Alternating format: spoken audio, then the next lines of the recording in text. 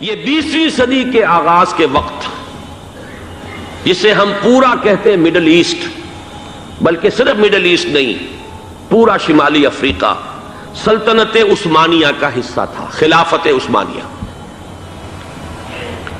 Libya, الجزائر، مصر، پورا حجاز، یمن، پورا عراق، شام، اور یہ شام ہی کے حصے ہیں در حقیقت، اردن اور لبنان، یہ شام عرب، عراق عرب، یہ پورا علاقہ خلافت عثمانیہ یہ اس کا حصہ تھا۔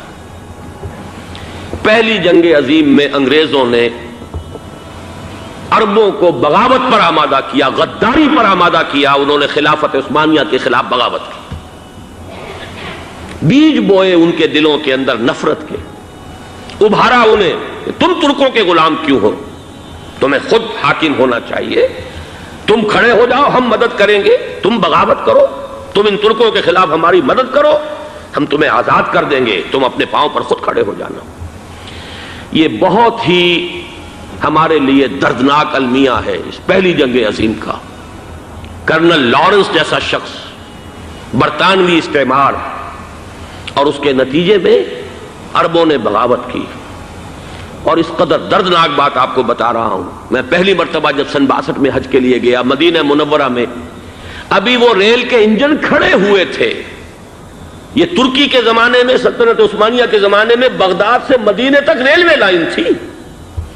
یہ پورا ایک عالم سلطنت عثمانیہ، صرف سلطنت نہیں، خلافت عثمانیہ، پوری ٹرینیں جو ہے ترکوں کی اڑائی گئی، ہزاروں ترکوں کو شہید کیا گیا، یہاں تک کہ صحن حرم میں شہید کیے گئے سینکڑوں ترک۔ یہ جرم تھوڑے نہیں ہے، معمولی نہیں ہے۔ آج جس کی سزا مل رہی ہے، معلوم ہونا چاہیے کہ وہ جرائم کون کون سے تھے۔ اب بھی جو لوگ گئے ہیں انہوں نے دیکھا ہوگا، ترکی کا قلعہ موجود ہے اوپر پہاڑی کے اوپر، حرم کا جو سب سے بڑا دروازہ ہے باب ملک عبدالعزیز، اس کے سامنے ایک لائبریری ہوتی تھی، اب تو غالباً وہ بھی گرا دی گئی ہے، اس کے پیچھے پہاڑی پر ترکوں کا قلعہ ہے پرانا، اس پر توپیں موجود تھیں۔ جب بغاوت ہوئی ہے، جو حرم میں آئے ہوئے تھے ترک فوجی، ظاہر بات ہے نہتے، وہ تو نماز پڑھنے آئے ہوئے تھے، ان کو وہاں ذبح کیا گیا ہے، اور ترکوں نے اپنی توپیں استعمال نہیں کی کہ کہیں بیت اللہ کو کوئی گدن نہ پہنچ جائے۔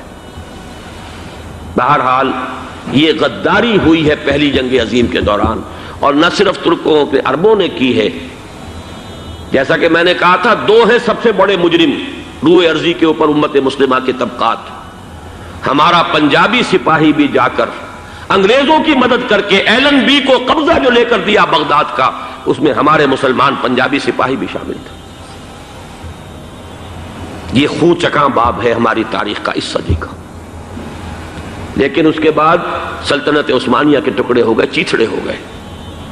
ایک انگریز نے لکھا ہے یہ جملہ، زہر میں بجھا ہوا جملہ، کہ تاریخ میں یہ بات ثبت ہو جائے گی کہ ایک انگریز نے اس سلطنت کے ٹکڑے کر دیے کہ جو عمر فاروق نے قائم کی تھی رضی اللہ تعالی عنہ۔ یہ پورا عالم، یہ تمام علاقہ کس نے فتح کیا تھا؟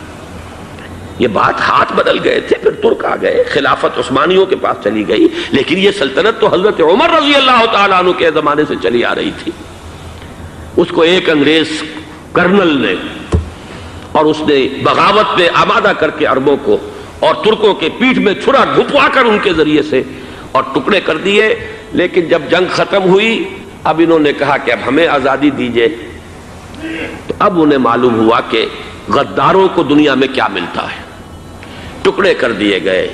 یہ حصہ عراق یہ انگریز کے پاس رہے گا، شام کا یہ علاقہ یہ فرانسیسیوں کے پاس رہے گا، مصر پر انگریزوں کا تسلط رہے گا، لیبیا اطالویوں کے پاس رہے گا، لے دے کر یہ جو علاقہ تھا حجاز، چونکہ وہاں کچھ تھا ہی نہیں، بوادن غیر ذی زرع، یہ عربوں کے پاس چھوڑ دیا گیا۔ اس وقت جو بادشاہ ہیں شاہ حسین اردن کے، ان کے دادا سب سے بڑے غدار وہی تھے، لہذا ان کو اس علاقے کی بادشاہت دے دی گئی۔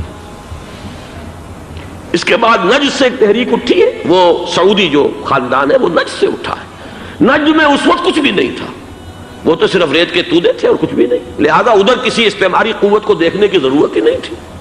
وہ تو بعد میں تیل برآمد ہوا اور اس کی حیثیت ہو گئی، اور یہ امارات کا علاقہ جو ہے اس کی دنیا میں اب گویا کہ یوں سمجھیے کہ جو سب سے زیادہ اہم علاقے ہو سکتے ہیں روئے ارضی کے نقشے پر، ان میں سے ایک وہ ہو گیا.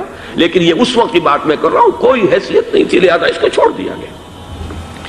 یہ ہے تاریخی پس منظر، یہ لکیریں جو کھینچی گئی ہیں. یہ ایک ملت اسلامیہ کو جو قومیتوں میں تقسیم کیا گیا، پھر نعرے لگوائے گئے المصر للمصریین الشام للشامیین. اب شامی ایک علیحدہ قوم ہو چکے ہیں، مصری ایک علیحدہ قوم ہو چکے ہیں، عراقی ایک علیحدہ قوم ہو چکے ہیں. یہ ساری تقسیمیں استعمار کی پیدا کرنا ہے، اس کا کوئی تعلق اسلام کے ساتھ نہیں.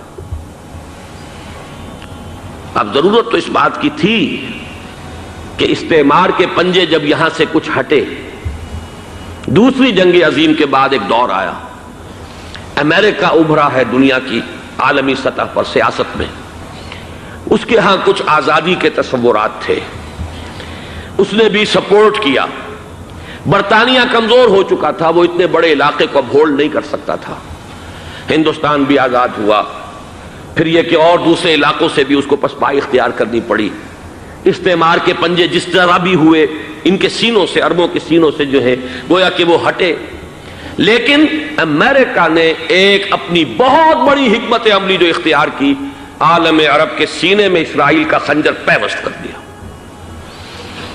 تاکہ یہ کبھی آزاد نہ ہو جائیں، ہمارے انگوٹھے تلے رہے، ہماری پالیسی گورن کرے.